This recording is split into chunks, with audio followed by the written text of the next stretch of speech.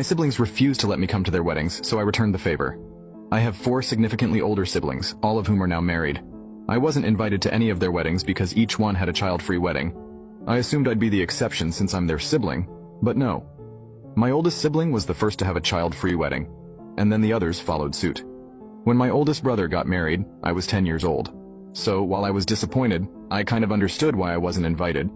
But I was still really upset because I loved my brother's wife, and I couldn't even be there to witness their wedding. My second brother got married when I was 12, and once again, I wasn't invited. At that age, I was a very well-behaved kid, and I was also his sibling. So I was confused about why I couldn't attend.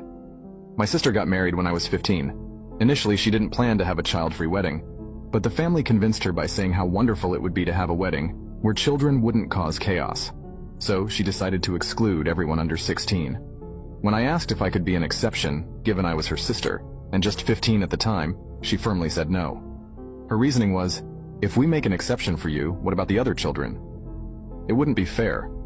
I got really upset and yelled that it wasn't fair for me to miss all of my siblings' weddings. My parents got mad at me for reacting that way and grounded me for 6 months. The last straw was when my third brother got married. I was 17 by then, so I thought surely I'd be invited to this one. But at that point, I had stopped caring. I knew it would be another child-free wedding, and I somehow wouldn't make the cut. As I expected, I wasn't invited. I didn't even ask or plead. My step-cousin, who had just turned 18, was invited, but I wasn't. I wasn't surprised, and I didn't care anymore. I just sent a quick congrats text, and that was it. My parents were furious and demanded to know why I didn't congratulate them properly. I ignored them and spent the rest of the day with my soon-to-be husband. Now that I'm getting married, I've decided that none of them will be invited to my wedding since I wasn't allowed to attend theirs. When they didn't receive the invitation,